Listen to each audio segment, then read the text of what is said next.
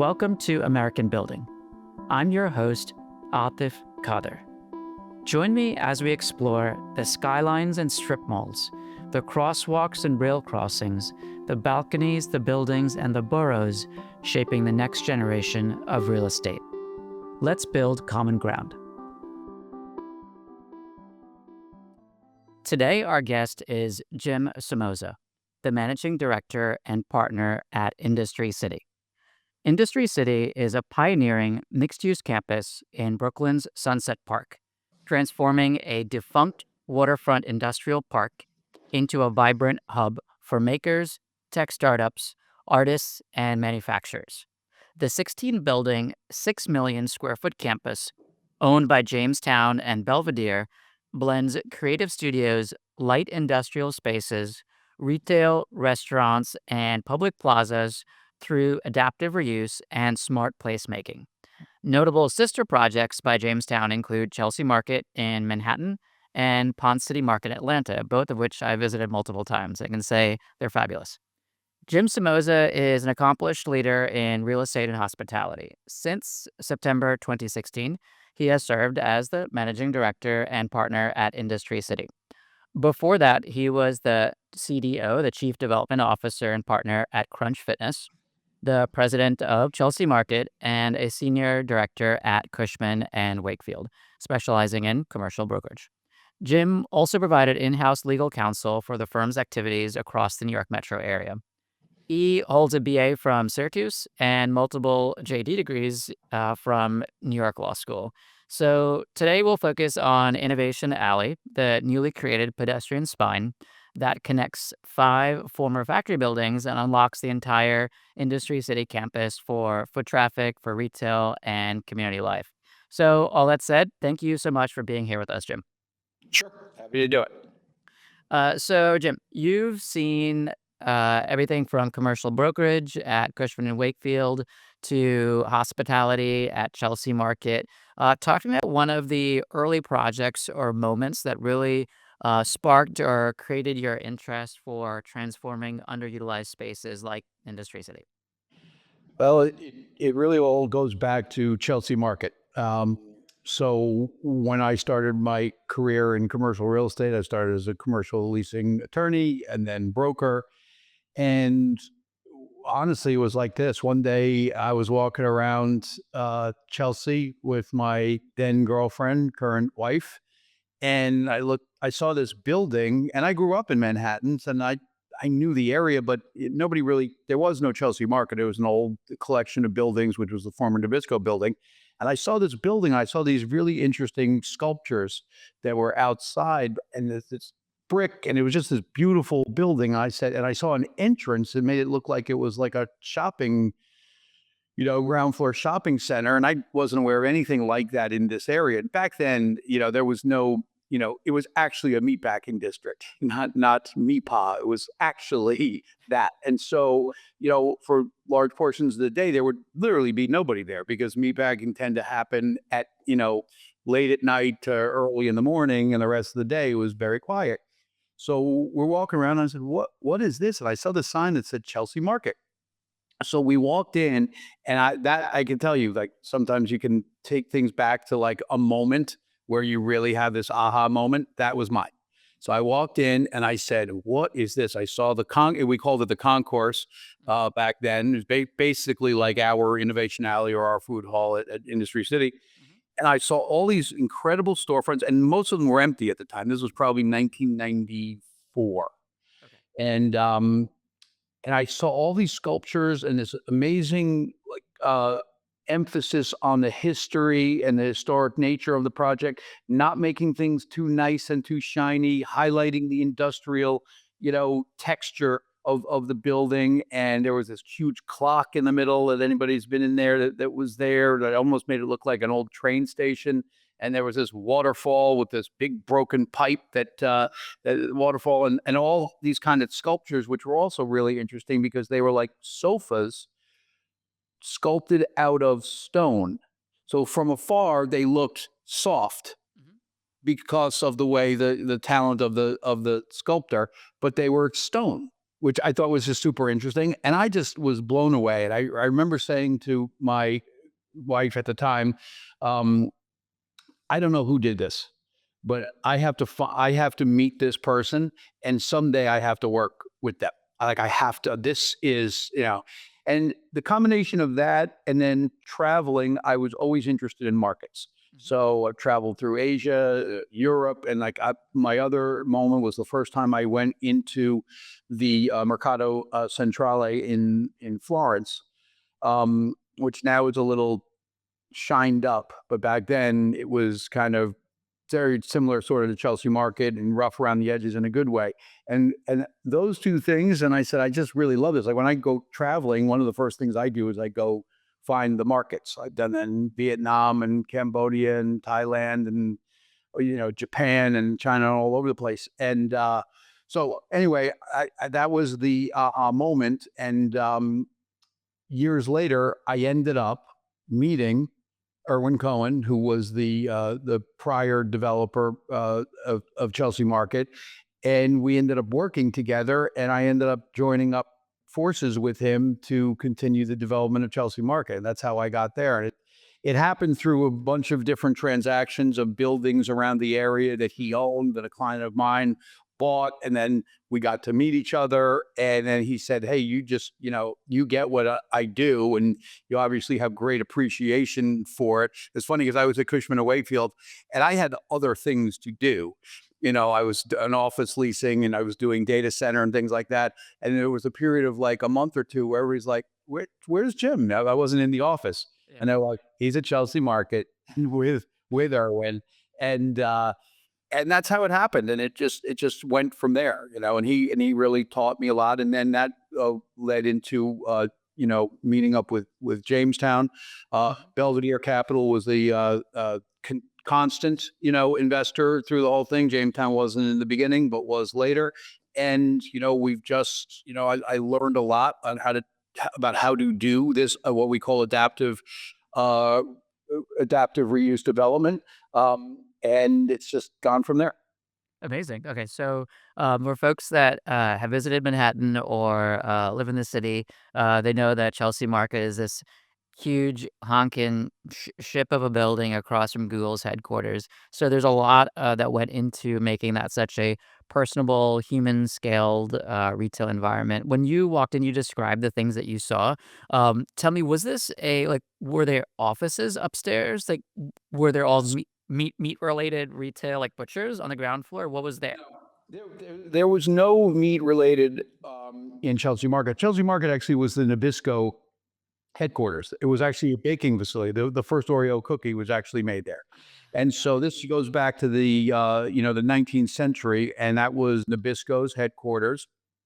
And they grew to the point where they left Manhattan. And those buildings, it's really 18 buildings put together, Sure. and was fine for the baking in the 1800s. But as you got to, the scale that they became, they left New York City, and these buildings kind of sat there underutilized for many, many years. And in the beginning, it wasn't even offices. There was a lot of warehouse, some manufacturing, things like that. The ground floor was nothing. Like it was some distribution. There was no retail. And this is prior to the redevelopment. There was no retail, and it really just only looked, inward. Like you didn't even think about. I remember before I went in that time, seeing this building, you didn't even think about entering it. Like it didn't even seem like that was possible. There was no main entrance on Ninth and 10th Avenue as there is today, and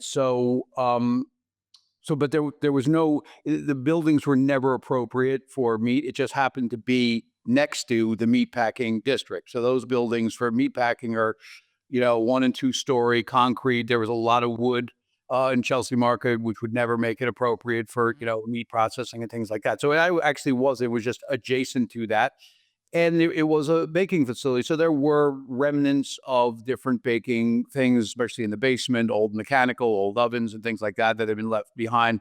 But other than that, you wouldn't have known really what it was used for before. Okay. So then you mentioned Jamestown comes in, they focus on placemaking, and then there's that future transaction that happens. I think Google purchased the building Correct. first. Okay. That's And then from there, were there any, have you been like keeping tabs on the property and new tenants and things like that? Sure. Not as much as I did. What happened was, the Jamestown came in and really took the placemaking to another level, right? And so Irwin did a lot, but it was really Jamestown and Michael Phillips, who's the CEO of Jamestown, who came in, and everybody was afraid when Jamestown came in that they would ruin it. There were a lot of people that had, a lot of affection for the building. And I would tell you quite the opposite happened. And that's normally what you see happen, right? When normally a bigger company comes in and, really totally commercializes it and makes it something, far from what it was. And that's not what happened here, which I was really happy to see. And they just took it to another level, but with the same ethos, the same design emphasis, and the type of design and the type of tenants, and highly curated tenants as opposed to a bunch of nationals. Nothing wrong with that, but in this particular project, that was not the zeitgeist of the place. And so they really took it and brought it to another level. And they opened up the basement, which when I was there was just a basement, Mhm. and now it's you've got Dixon's Farm Stand down there and Bonitalia and a whole bunch of other things, and it's actually a space. And I did, it did not look like that, 20 years ago. So they did a really great job. And so then I got involved in this project, which is kind of everybody together from the Chelsea Market days, right? So Belvedere and Jamestown. So when this project was the first time I really worked with Jamestown and Michael, and so I would go over there and take a look and see. And I'm just very happy to see how they continued the mission, as it were. Amazing. So you went from one particular building and the focus of the retail and the tenant experience there, then to Crunch Fitness, which is multiple locations, but looking for a similar experience across all of them. And then eventually you made your way to Industry City. So evolution, retail, customer focused across all three different scales, different places. Talk to me about how you see your leadership style changing from role to role, namely because you mentioned in your description about Chelsea Market the need of having all different types of people working together to achieve a difficult or challenging or inspiring goal. So leadership style, I think, is pretty much stayed the same. I've just had to learn how to delegate more. I think that's you had with a lot of people. So, Chelsea Market was a 1 million square foot building, which at the time seemed huge. And so you did everything yourself. I mean, we had an office of four to five people doing that outside of the building employees. And so that you come to a place like Industry City, and it's 6 million square feet, and it's 16 buildings, and we own the streets, and it's basically a city. And so you have to learn. You cannot do all of that, hands on at a micro level. So I've had to really learn, and that's really just about working with the best people, right? And because you don't even have time to micromanage everybody, and that's not really my style anyway. My style is working with fewer but great people that I know we're going to talk if they run into a roadblock that they don't know how, they're not going to just go out on their own, but they're going to raise their hand if they need help. And you work with people that kind of get what you're doing. So my style I've had to learn. And look, I started as a broker, right? So what are you as a broker? You basically a gun, a soul. Relationships. What's that? Relationships. Yeah. It's all relationships, by the way. And that's the one thing that's consistent all the way through. But you're a little bit more of a, at Cushman Wakefield, you're a gunslinger, right? You're like, you're doing your own thing. There is no delegation per se. And so you have to learn how to do that. But I'm glad you said the word relationships, because that is the most important part of the whole thing. And it's really what, other than I really like old buildings and design and watching businesses grow. The relationship part is what's consistent across everything. It's one of the things I love about real estate, the most, is that it is a relationship business. And it is not, while technology has certainly helped Mhm. things, and it's helped efficiencies, there is no replacement for the relationship, right? So, like, I know basically everybody here at Industry City. If I have a new employee that comes on board, I can't just send them to one of these tenants to just start giving them thoughts or advice or direction, because they can, who are you? So I have to do that in the beginning, and it's my job to start the relationship with these folks and the business owner, the tenant, whoever it is. Because without that relationship, you just think about it. If I walk into a space and I say, and they know me, and I say, "Hey, I'd really like you guys to be open later on Saturday." I'll just give an example, and then I'll say why, because I'm seeing more people on a Saturday, and because of my relationship with them, they will say, and hopefully they're good experiences with me, hopefully, is they'll say, okay, that's, we can listen to that. If I were to send somebody who was a new employee who had no relationship with that, tenant, and say, hey, I want you to be open, they'd be like, get the hell out of my store. I mean, what are you, like, so, but that's just natural, right? That's life. That's just anything, if you Yep. go into any store, like, and I'm big on that. I mean, I live in Carroll Gardens. I know all the shop owners, and if I ask them something, they're likely to work with me on it. When I first moved to the neighborhood, if I asked them something, they would be like, "And who are you?" You know, and so that's all about relationships, right? And it really helps it, and it helps in good times and it helps in tough times, right? Because so it and that's also with making deals, being a broker, being a lawyer, and all of that. Relationships is the foundation. It's really the foundation of who we are as humans, Mhm. right? And so all that's what this is just a big human experiment, project that and what we've done at Industry City is really take it to another level, and that is fostering relationships amongst our tenants. And I use this example all the time. I was at Cushman. We were in the CBS building, BlackRock, and there were three tenants in that building. It was us, Wachtell Lipton, the law firm, and CBS. Mhm. We never interacted with the other two tenants in the building. You maybe saw people in an elevator, but there was no interaction. So there was no, you know, attachment to the building other than within your own office. There was no relationship to the building or with the building or with others. We do it the other way here, and that is our tenants do, and that's the ground floor that we built here because it is also so spread out. There are many places for tenants to get together and create and build relationships, and that just goes into the next word, and that's community.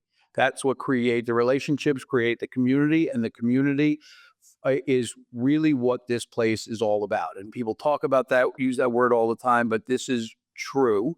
We see tenants, and it's not even just look, the friendship part and the socializing part is great, and we foster that. But what that leads to is collaboration on a business side. They start figuring out ways to work with each other. There's a photographer who met a nonprofit who needs photos taken of their event. And so he or she takes those photos, and then this one gets involved in that. And it's not even just the retail part's actually easy, where they, one place, our chocolate place connected with our ice cream place, and they made a collaborative flavor, right? That stuff happens all the time. But what I really find interesting is it happens on the upper floors. It happens in the offices, and tenants who find ways to collaborate, and it makes them better by being here. That's what's really interesting, right? So you come to IC and you can avail yourself of so many different companies who are also looking to collaborate because they come here with the collaborative relationship mind to begin with, right? They don't come here like I'm just in these four walls. And I tell people all the time, like, if you're, especially on retail, if you're not interested in being part of this community, that's fine. There's nothing wrong with that. But then you should be on, like, Fifth Avenue and Park Slope and get a storefront and just do that. That's not a criticism. Mhm. That's just what it is. If you want to be here, you want to be part of that. And we try to foster that and emphasize that because it makes the whole place better than the sum of its parts. And that's something that we really focus on a lot. And I say this all the time, and I've many examples. People, just by being here, their business actually gets better by being here, not because of the location. That there is the location, but because of the community of other like-minded collaborators that they can then work with. Amazing. I think what I want to do is share some of the stats about Industry City, and then pivot towards the problem that we're going to be focusing on in the interview. Folks that have visited, not visited Industry City, if you haven't visited, go visit. But in terms of the numbers, we're talking 6 million square feet. That's a lot of square feet. We're talking 16 buildings. We're talking about $450 million of investment, so capital investment, and we are talking about 650 businesses. Did I get those numbers right, Got them Vadim? right. That's it, nailed it. So now let's lean into the problem, because it wasn't all um, cookies and cupcakes from the beginning. So I want to focus in on the circulation. Early on at Industry City, the biggest obstacle was the pedestrian access to this campus. So there's ground floors with loading dock heights. There's long blocks between buildings, make it kind of uncomfortable for a pedestrian to keep walking. And it was really difficult to get around by foot. Can you walk through how your team identified the through line in terms of pedestrian access, Sure. or how became that eventually became an innovation alley? Sure. So the first thing was loading. So these buildings were warehouse and distribution buildings, which means even the ground floor is at loading dock height. So the ground floor is 4 feet above the street.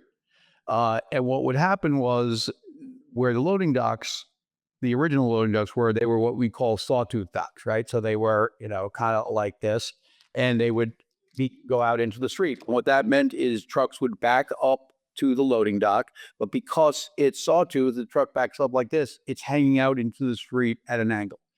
And so that causes a number of problems. It backs up traffic, it blocks access through the street, but it also destroys any safe pedestrian access up and down the streets. Because if a truck was backed up right to the building, there is no way to get past without walking out into the street in front of the truck and around, and doing that multiple times. I don't, you know, we I say this all the time. Nobody was going to come here with a stroller to walk around the back or the front of a 53-foot tractor trailer, right? Yeah. And it just was. It was unsafe.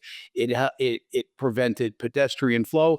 So the first thing we did was came up with something that we called raised sidewalks. So what we did was we built these sidewalks at the height of the ground floor, which is 4 feet above the street.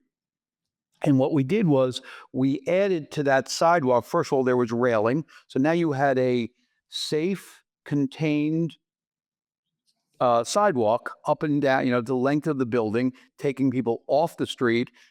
No trucks would back up tight to the building because the sidewalk would prevent that. So you had that. But now you still had to have loading because these are still loading buildings. So we created these bump outs so the sidewalk goes down, the building, we have these bump outs that are actually loading docks.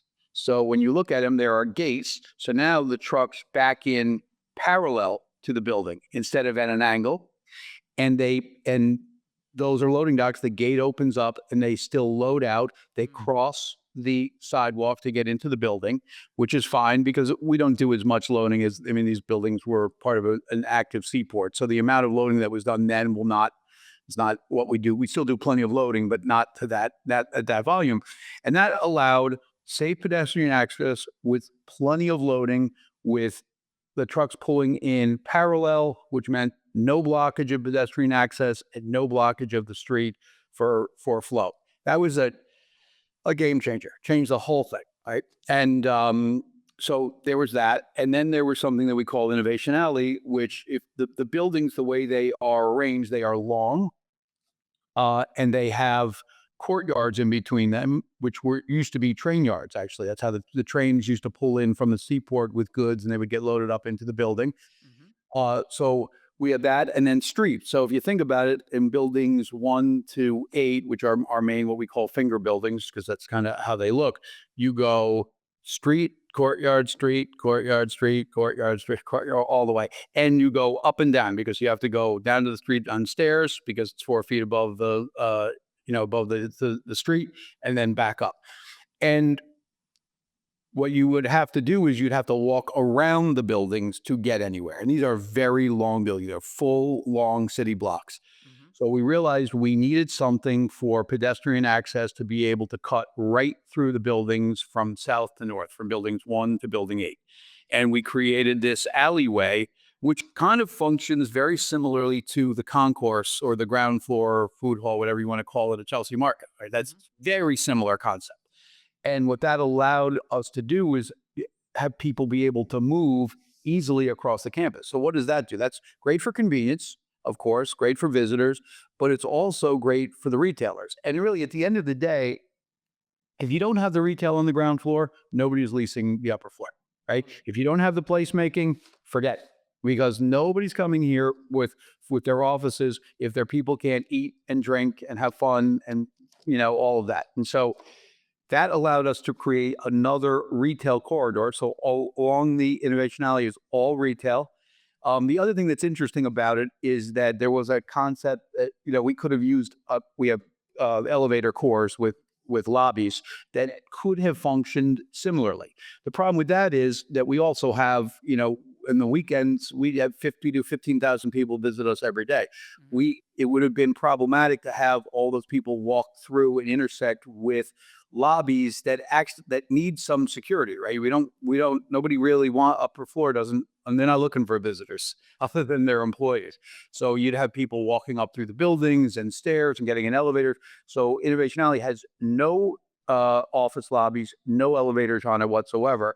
It's used by both employees and workers here and the public to get across, but it doesn't intersect with the upper floor access, and that's done on purpose. Hmm. Um, okay, so to recap, there's a lot of interesting stuff there. So we talked about raising sidewalks to match loading dock heights. We talked about rerouting the truck access so it doesn't take over the streetscape. We talked about the dynamics of having folks walk through the site. We talked about the courtyards. So talk a little bit more about the challenges of the vehicle circulation throughout the site? So beyond, say, delivery trucks, I'm guessing there were other cars that were moving through and what you did with them in terms of, say, like parking.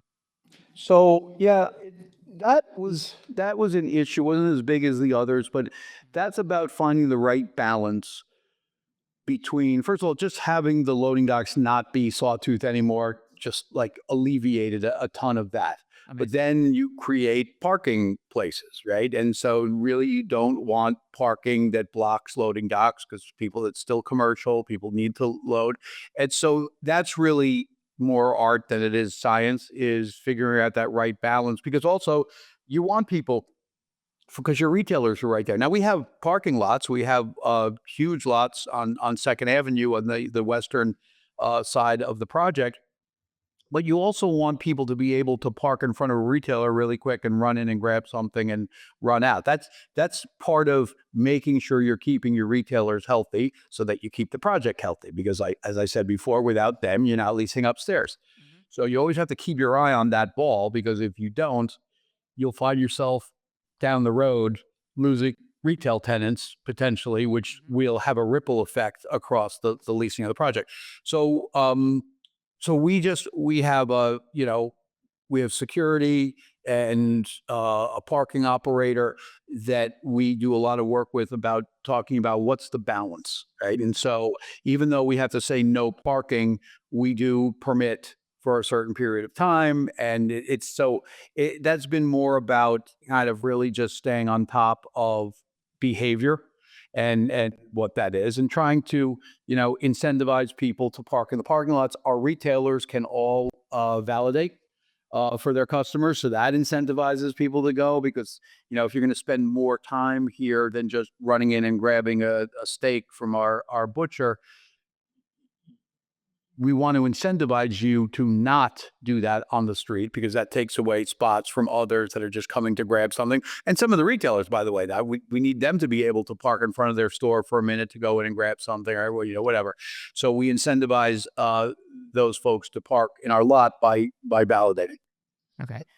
So a lot of those moves that you're describing in terms of allowing for the access to upstairs, the innovation alley, ease of getting to the parking locations. I've parked there before because I went to Williams and Sonoma to furnish my new apartment. So I'm familiar with that space and how cars interact there.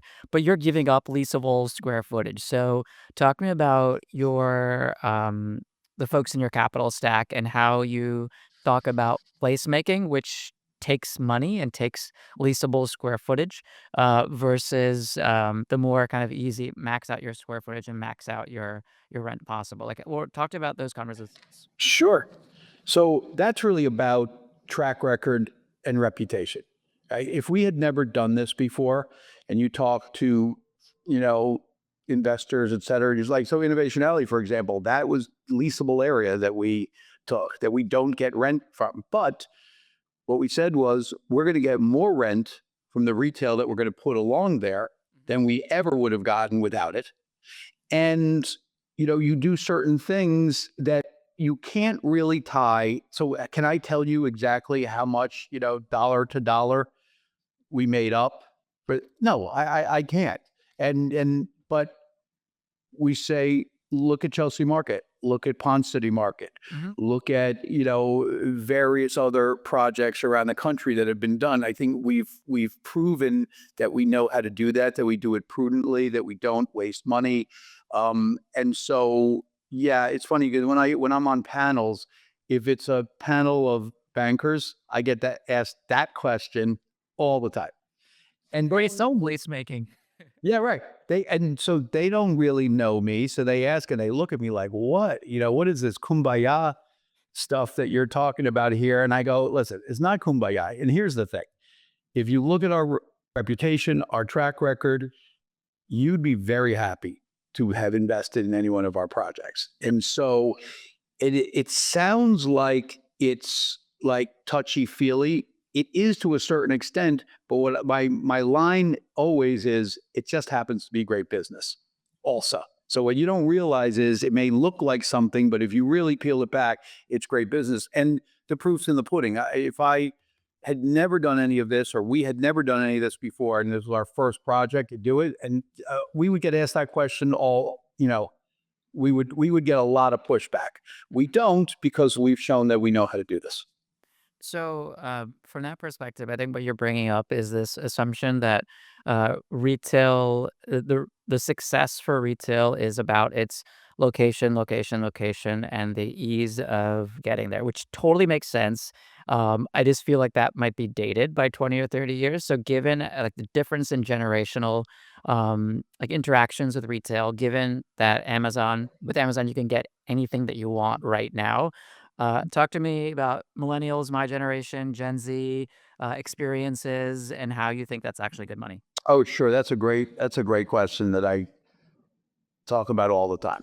So you're never going to replace location, location, location, right? So that's just, but you also pay tremendously for that. You want to be on Fifth Avenue and 57th Street, you're going to pay, $1,500 a foot. So that's fine for Hermes and Gucci and LVMH, but with more destinational stuff, which we are, you have to create something that people want to come to and that they want to see. And it's and I all if you don't so if you look around Industry City, uh our retail is very interesting. It's Japan Village, and it's a blacksmith, and it's a vinyl record store, and it's a lot of experiential stuff, climbing gym, the petanque place, and all of that. We do have national, like you pointed out, West Elm, but look what we did with West Elm. That's an outlet. It's cash and carry. You got to be here to get it. And you will, because you'll get it, you'll get it. But so that's more interesting to us than a showroom, because it brings people here. And you have to come a lot because it rotates a lot. So from a national standpoint, we like that. But if we just did, uh, just cookie cutter national retail, you're absolutely right. And I say this all the time. You could just go on Amazon and do that. And I do. So like everybody thinks like I just don't do Amazon because I do that. I there's a convenience factor, right? I needed shampoo. I ran out of shampoo this morning on my way in the Uber here. I have 4 bottles of shampoo coming to my house, right? Because I don't. That's a convenience thing, right? So I'm guessing Jamestown is okay with you saying that, right? Yeah, listen, Eh, here's It's the thing. reality. It's reality. You know what? That's exactly the point. It's reality. If you don't face that, then you're not addressing what you can address, right? If you're just in denial on that, so you're not going to be able to get. We have a general store which is for necessities and things like that, almost like a little bodega. So if you really need a tube of toothpaste, you can go get that here. But nobody's coming here to shop for a tube of toothpaste, right? That's just a convenience thing. So what they come here for, and I like saying this because that is the future. It's the current state and it's the future of retail, and that is experiences, Mhm. things that are different, community, as I talked about before. And we have a lot of food and beverage here, but we really have been emphasizing lately more activity stuff. We have a board game bar that is incredibly popular. It's so popular. We just did it as a pop up, a test of proof of concept. It's busting at the seams. We're going to grow it. We have tasting rooms with distilleries and brewers. We have all of that. We do retail. I mean, Japan Village, which is our most successful thing. I mean, you can't get anything in there on Amazon. You can't get an experience on Amazon. So, and for us, that actually really works because let's remember that of 6 million square feet, about 700,000 square feet of it is retail, and the remainder is upper floor. So the bulk of the income comes from there. Nobody is picking their office based on whether or not their employees can get a tube of toothpaste or can shop for toothpaste or shampoo. They're just not. What they are is they're choosing places where their employees will be happy. A tube of toothpaste doesn't make you happy. Playing petanque or being in climbing gym or doing a board game bar or learning how to blacksmith, that makes you happy. And that's the difference, right? And so we actually embrace this because we feel it's our strength, but it plays to the majority of the income that we make from these projects, which are the upper floors. Okay. So what's really fascinating is about that time that I furnished my apartment with really beautiful stuff from Williams and Sonoma, that actually was an experience as well because the fact that whatever I picked up there and grabbed and put into my Lexus it was not going to be there tomorrow because that's such a good deal. So that experience aspect I think really dovetails well with a few stats that I want to share with you. 56% of Gen Z shoppers say that a fun in-store experience is an important factor in deciding where to shop. 60% of Gen Z expect a more engaging and interactive in-store experience beyond traditional stuff. And then this one's an interesting one is 75% of Gen Z still prefer in-store shopping over online. So there isn't this kind of monoculture aspect of just going to online for everything. And I think what you're picking apart is there's a lane, and if you really lean into that lane, then you can make more than a buck. 100%. And you look at, so for us, and here's what's interesting for us, everybody thinks about our upper floors as makers, and we have plenty of those, but we have biotech companies. Why are they coming here? Because their employees want to have the ground floor experience. Previously, in previous generations, and I did some biotech work when I was at Cushman& Wakefield, you got out of medical school, you went into biotech, and then you were in an office park in Menlo Park, New Jersey, and they had a cafeteria, and you ate the same turkey sandwich every day, and you went back to your office and did that. They don't want to do that. They want the people getting out, they want to have this experience. We have technology companies, we have AI companies, we have financial firms. We're actually starting to do law firms here. Why? Like Wow, we have lawyers could be cool. yeah. Listen, I left I went over the wall, practicing, but I still sort of practice, somewhat every day. But what we found is, all of these. I mean, we can like we have technology companies and all of these companies that traditionally would want to be in Class A office building in Manhattan, their employees don't want it anymore. And that's all that gets to the remote work. So our advantage is we are closer to where people live, being in Brooklyn, but also people enjoy working here. And you didn't have when you got out of medical school and you went to work for Pfizer, you didn't have the option of being in a place like this because it didn't exist. Now you do, and we have a company here. Like if you there's no, years ago they would be in New Jersey, and they're growing here. They're staying here. They want to be here. They've renewed with us once. They've grown with us twice, and it's because of that. It's recruiting and it's employee satisfaction, and that is the most important thing. As somebody who runs and has run businesses, I can tell you that employee disruption, recruiting, turnover is the most disruptive force to your company. It takes up so much time. You don't, and so you want to be in a place where you attract good people and you keep good people, and that's what we do. So a lot of our conversation so far is focused on the pedestrian experience and the retail, which is a key part of that. You mentioned a few times the office. So the office square footage is the vast majority of the 6 million square feet. What do you see as the drivers or the opportunities to continue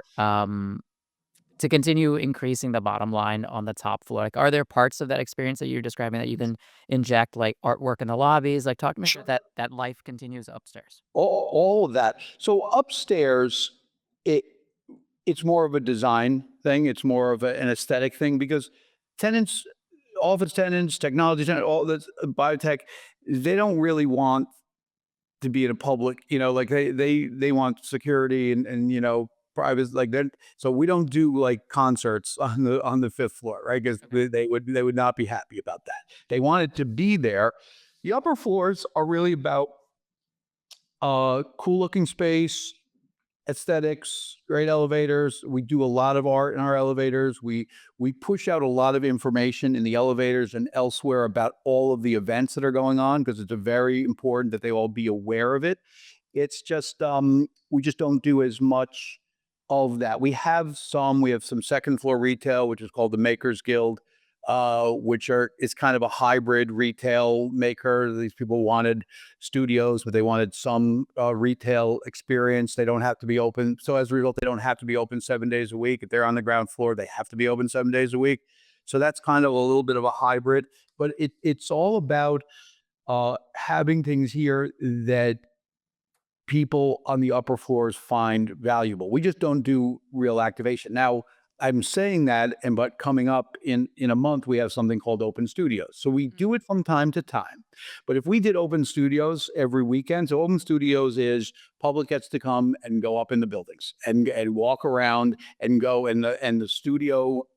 The tenants, most more makers and artists and things like that, they keep their doors open and you can go from studio to studio. You could buy something, you get to talk to the artists, you get to learn, there are classes, there's all kinds of stuff. So we do that. If we did that every weekend, people would get tired of that because there's actually, they're working, also. So you got to be very careful with how you do that. So it's really more ground floor, second floor. And in some cases, we have things upper floors like roof decks and things like that that are just closer in proximity to where the upper floor tenants are. But we tend not to activate those as much because people do need to work at the end of the day.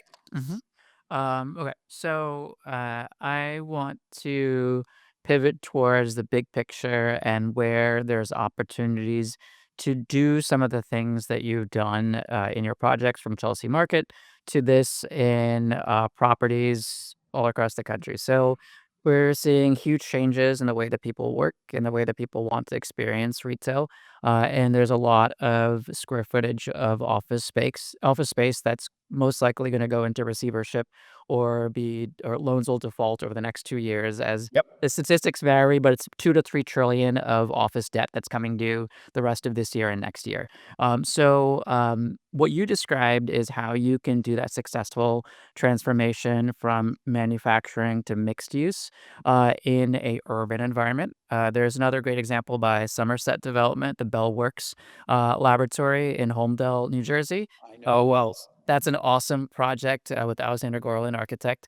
That one is a suburban office park that was converted Mhm. to mixed use. So, given the things you've seen, the things you've worked on, start laying out a recipe book for a property owner that's looking to rejigger a suburban or like a near urban office park, or say a opportunistic young developer that's hungry that wants to make their name and do something like what you did. Sure. So I'll tell you, there is tremendous amount of interest in this, and us doing this interview and podcast today.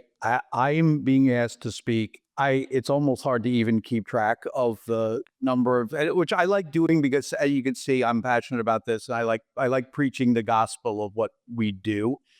But I mean, if that's any indicator of people's interest, I'm speaking at ICSC. I've got two panels next week. I'm up to probably like 4 to 6 panels a month at this point, and that's because people are really interested in talking about this for what reasons you just laid out.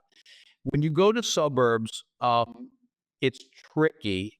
So for us at Industry City, for example, we've got no residential here, but we are in the middle of a densely populated Brooklyn, right? So there's a lot of people to draw from. Chelsea Market uh, had tremendous residential around it, right? Tremendous residential density just to the north in Chelsea, and not meatpacking at the time, but also the West Village just to the south. So that was a big help. So you have these different built in, people will still come to you destination, but there's still no substitute for having some density directly around you. What gets tricky in the suburbs is that, and that project in particular, which we looked at years and years ago, they have a different challenge. Now, if you can build residential around your project, which I don't think that's zoned for it, and we're not either, but if you can do that, you're in really good shape. Like you've got another pillar there for that. I have people that come in and talk to me about their projects, and they're like, "Oh yeah, and we're about to break ground on 30,000." This is a true story, at 30,000 residential units. I'm like, uh, you don't need any advice from me. So like Go build it. you should go build it. Like you're like in the year, and then you're gonna have your pick of what you want to do on the ground floor. Because that's not an adaptive reuse, really, right? That's so. But trick with projects like that is, so the residential density around that project is very low. It's very much destination. So you have to do things that uh, really attract people, maybe people that don't want to commute, they want to live around the area. So you have to do a lot of things on the ground floor that attract that. The problem is that you just don't have the foot traffic to support that. And the trap you don't want to get into is subsidizing all of this. It's just not. I mean, we all do it in the beginning, but we all have a plan. It's like on these projects, we're stopped. We have none of that anymore. All of our tenants do their own thing, do their own activation. We used to have a big activation budget. We have zero. We used to have a restaurant here that we subsidize. That we don't do that anymore, and that's for a couple of reasons. It'll bleed you dry eventually, and you don't get the same subsidizing things. Just doesn't give you the same experience. A subsidized restaurant is like a hotel restaurant. It's there because it needs to be there. And you came home from your meeting and the bar's still open. So you're going to sit there before you go up to, like that. But you don't get a true restaurant or, experience.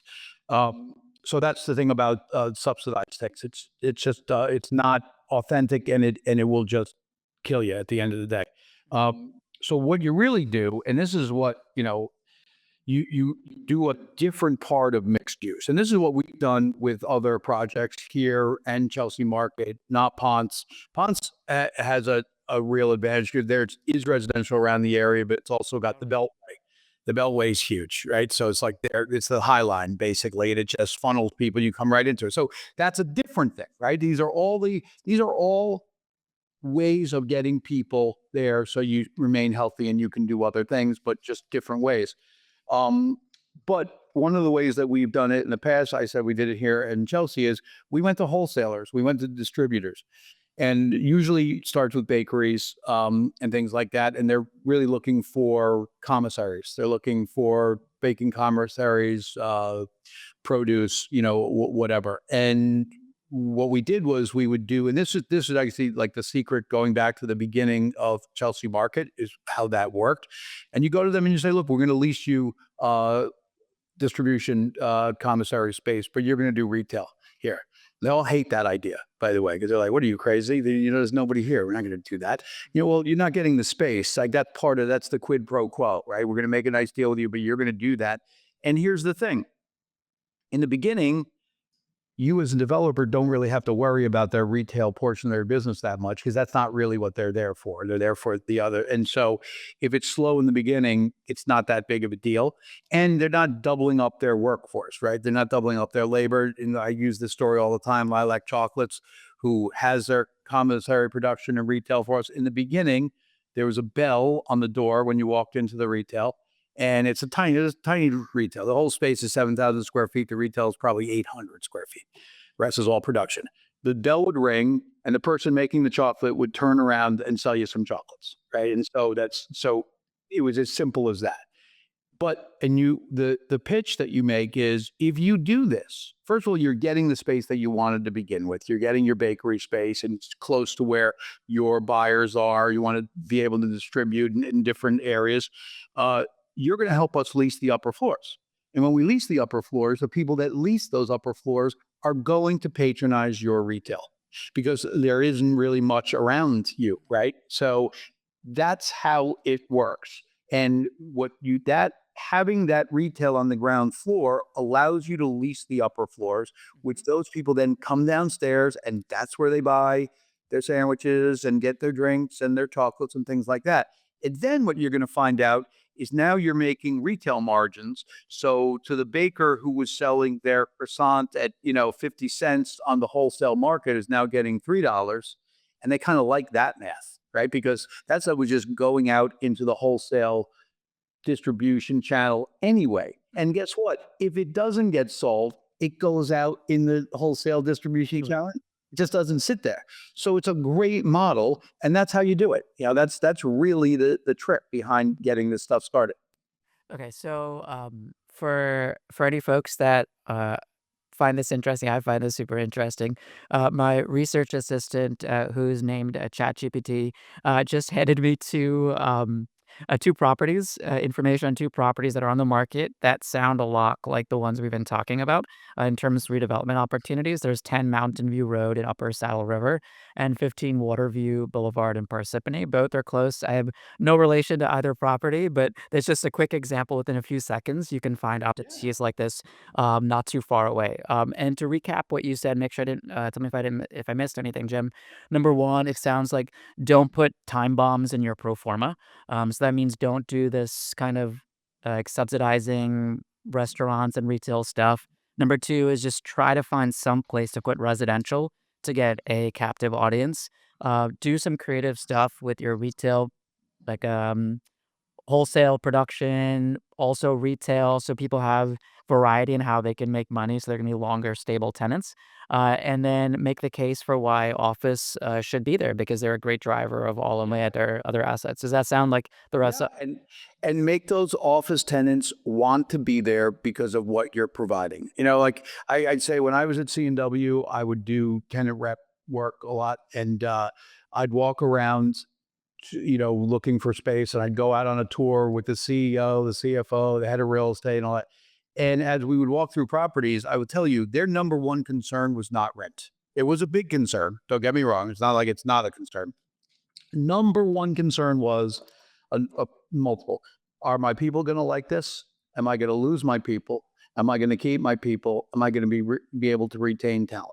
That is it. Now, I'm not suggesting they're going to pay $500 a square foot to get that, because there is, a financial component, but you have to create an environment where those decision makers feel good. I know of examples in my career where they didn't follow that and they paid dearly for it, and people learn those lessons. And so that's what you have to just create, that place that those tenants want to be. Okay.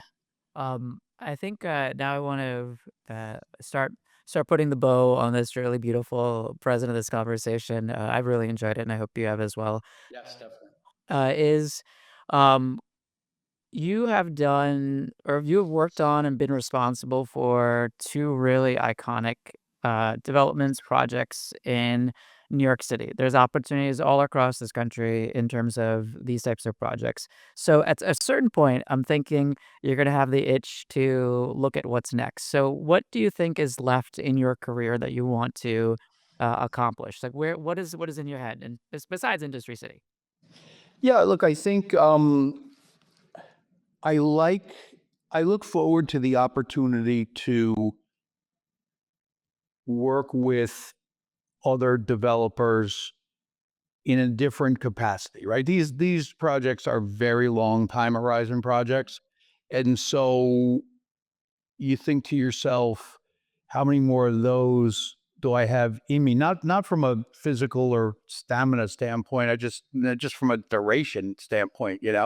And so to me, I'm thinking about the opportunity to, and I don't want to call it consulting because that's not really but to work with other folks in the suburbs, by the way, or overseas. Took a trip to the Philippines last year with the Brooklyn Chamber of Commerce, and all they wanted to do was talk to me about all of this. And so you say, well, maybe there's an opportunity to go and travel and do this stuff, but they have to, preach the gospel, as I was saying, and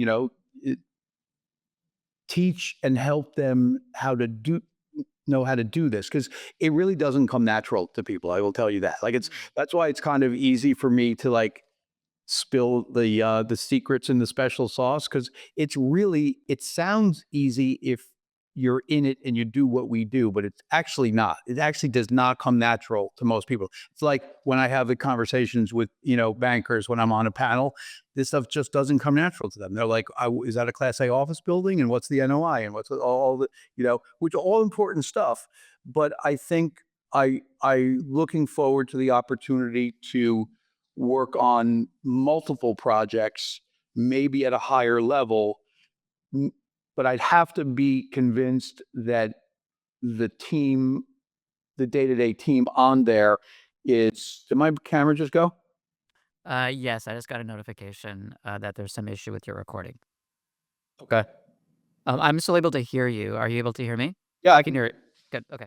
Right. So I'd have to be convinced that the team or the developer kind of bought into this, right? And or is accept. I don't say bought in. That's not is accepting of and kind of gets it. Mhm. Because what you don't want to do is I don't want to just be like a talking head and then like nothing like this actually happens, and like like that it have to be somewhat real. But I would look forward to opportunities like that. Amazing. Um, we've had a really amazing conversation, and by the time this airs, I will most likely be on my adventure through Morocco, Spain, and Portugal. So if I find any really amazing markets in Tangier, in Granada, in Lisbon, I'll make sure to send you my write-ups, Jim, so you can have your I've collections. been to Granada and it's pretty cool. Obviously, you're gonna go to the Alhambra, which is like the craziest, like most well preserved. Well, just blows you away. But It's amazing. yeah, So I'll make sure to share those experiences, and maybe we'll do a special on-site of American Building podcast out there. We'll see how that could that be. would be great. This has Um, been very fun. I really appreciate it. yeah, thank you so much for your time, Jim, and thank you so much to our listeners for listening in. I'm Atif Kader, and thanks for joining me on American Building. If you enjoyed this episode, be sure to subscribe on your favorite listening app and leave a rating and review. America's housing crisis is one of our greatest challenges, but what are the real solutions? Hear from the developers and other industry experts driving meaningful change. Get our exclusive guide, Housing in America: 8 Ways We Can Solve Our Way Out of a Crisis, at AmericanBuildingPodcast.com.